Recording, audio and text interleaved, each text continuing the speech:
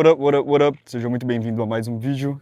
Recentemente eu li na verdade, né, no Instagram, um post realizado pelo Bruno Perini. Acredito que a grande maioria de vocês conheça, né, o Bruno Perini. E quando eu li esse post, eu não concordei muito bem, mas a minha opinião tá mudando bastante nos últimos dias. O post dizia basicamente assim, que a autocustódia de Bitcoin não era para todo mundo, como se como se a autocustódia fosse apenas para algumas pessoas específicas. Aí ele deu o exemplo, né, por exemplo, do pai de família que só quer comprar Bitcoin ali para preservar o seu poder de compra, que ele não viaja muito, que ele já tem imóveis, já tem bens no Brasil, coisas do tipo. Que nesses sentidos, por exemplo, faz mais sentido o cara comprar um ETF da vida, por exemplo, do que realizar autocustódia de Bitcoin. Porque, querendo ou não, a autocustódia é um risco, acredito que todo mundo aqui do canal sabe disso.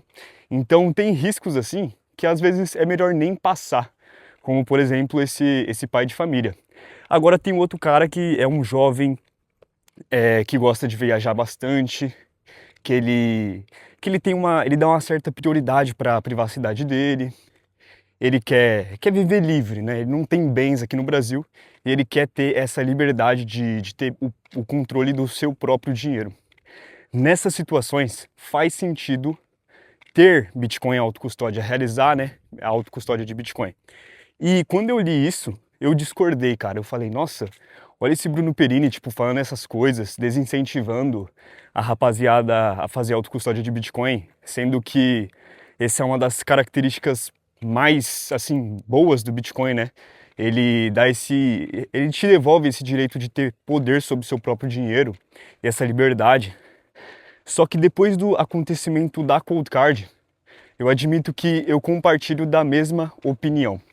E eu vou explicar para vocês por que dessa minha mudança de opinião. Porque assim, a Cold Card, né, foi um acontecimento que literalmente pessoas inocentes perderam tudo. Pessoas ali que estavam há 6 anos comprando Bitcoin, realizando autocustódia certinho, claro que elas não utilizaram passphrase e essas medidas de segurança, mas deu para entender.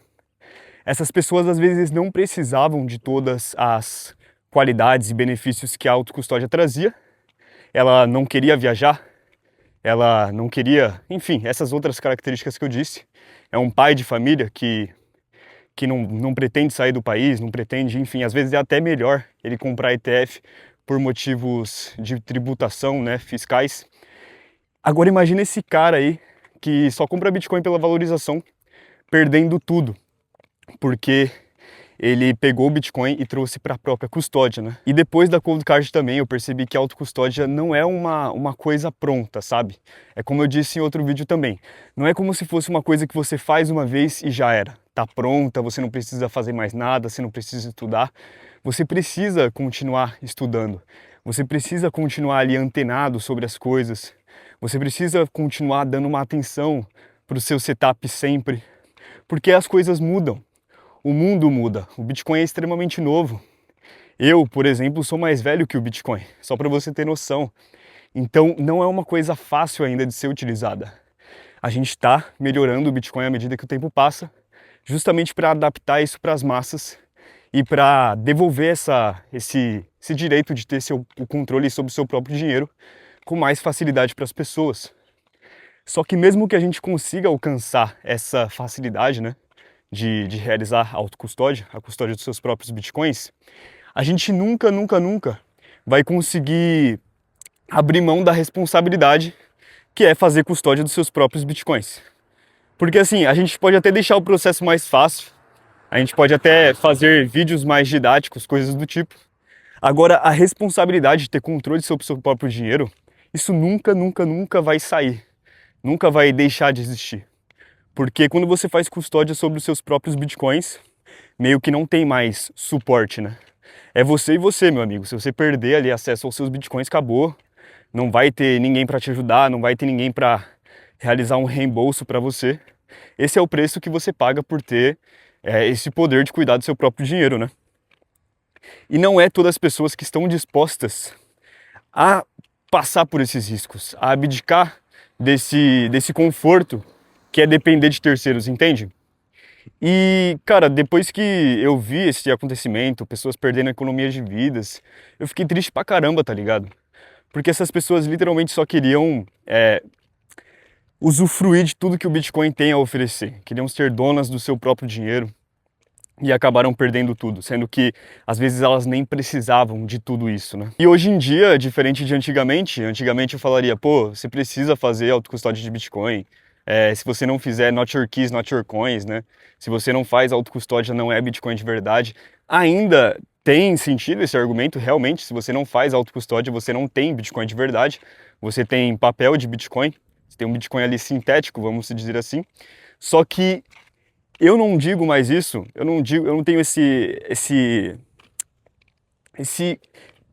essa apelação tão grande para autocustódia, porque eu sei que não é para todo mundo. Tem pessoas que literalmente nasceram para não ter nada na vida e elas vão morrer confortáveis desse jeito. Tem pessoas que não suportam a ideia de ter tanta responsabilidade sobre o seu próprio dinheiro.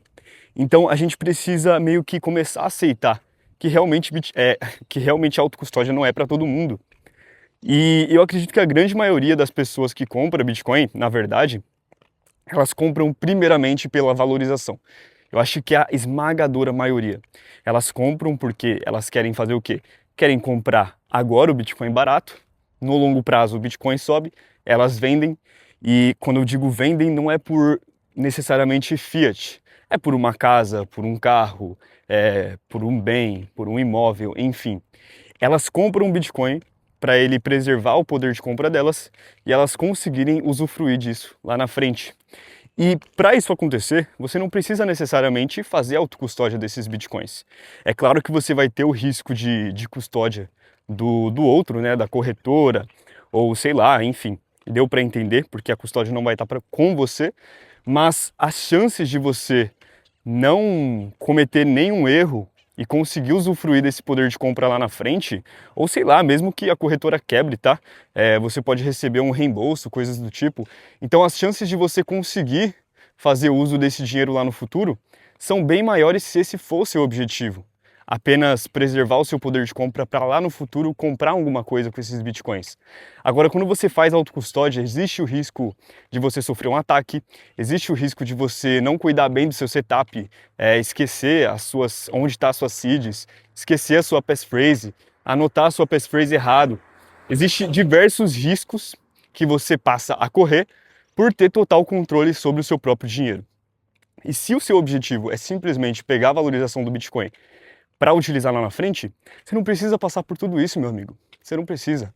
Você pode também adicionar uma estratégia do tipo, eu vou ter tantos por cento em autocustódia e tantos por cento numa corretora ou em um ETF, coisas do tipo. Você não precisa ser 100% uma coisa só. Da mesma maneira que você pode ter mais de uma carteira. Você pode ter uma Trezor, você pode ter uma Crux, você pode ter uma Ledger, você pode ter uma Jade, você pode ter uma Bitbox. Você não precisa ser tão radical assim. E eu acho que se esse discurso fosse mais repetido na comunidade, as pessoas começariam a enxergar o Bitcoin com uma hostilidade menor. Porque às vezes a comunidade é muito agressiva, cara. Not your keys, not your coins. Não, tira o Bitcoin da corretora, coloca na carteira logo. Ah, você não tem Bitcoin de verdade. Aí a pessoa vai, cria uma carteira na Blue Wallet de 12 palavras, online no celular, manda os Bitcoins para lá, não faz mais bosta nenhuma, não estuda sobre autocustódia, não se preocupa com o próprio setup. E no longo prazo ela sofre um ataque, por exemplo, como foi o que aconteceu com a Cold Card.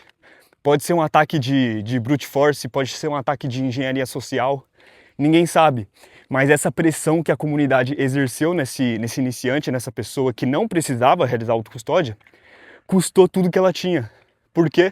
Porque ela falou, não, eu vou fazer autocustódia porque tá todo mundo falando que se eu deixar na corretora não é Bitcoin de verdade. As pessoas estão erradas que estão falando isso, não estão erradas. Mas a gente precisa entender a responsabilidade que é fazer autocustódia e entender também que não é para todo mundo e tá tudo bem, rapaziada. Tá tudo bem. Eu acho que essa cultura de ficar meio que, como é que é? É como se fosse um bullying, né? Fazendo bullying com os iniciantes, com as outras pessoas que simplesmente reconhecem o que elas querem com as escolhas da vida dela, deveria parar de acontecer. E eu acho que está perfeitamente bem assim. Se você não optar por fazer autocustódia, realmente não é para todo mundo. E se você não tem tempo para estudar, para revisar o seu setup, para ficar antenado das últimas atualizações, de vulnerabilidades que sua carteira pode ter, se você não tem todo esse tempo, tem duas alternativas. Ou você paga alguém para fazer isso por você, consultoria, acompanhamento, coisas do tipo, ou você abdica da custódia dos seus bitcoins e deixa uma corretora ou compra ETF. Eu tenho certeza que as chances de você se dar mal por não saber o que está fazendo são extremamente menores. E eu até recomendo que você faça isso. Então é isso que eu queria falar nesse vídeo. Eu acho que a autocustódia é uma coisa muito boa, mas eu acho que não é para todo mundo. E esse caso aí da Cold Card veio só para reforçar isso para a comunidade em geral. Se curtiu o vídeo, deixa o like, deixa aqui nos comentários o que você achou. Se inscreve no canal para mais vídeos como esse. Te vejo no próximo vídeo. Tamo junto, rapaziada. Se cuidem.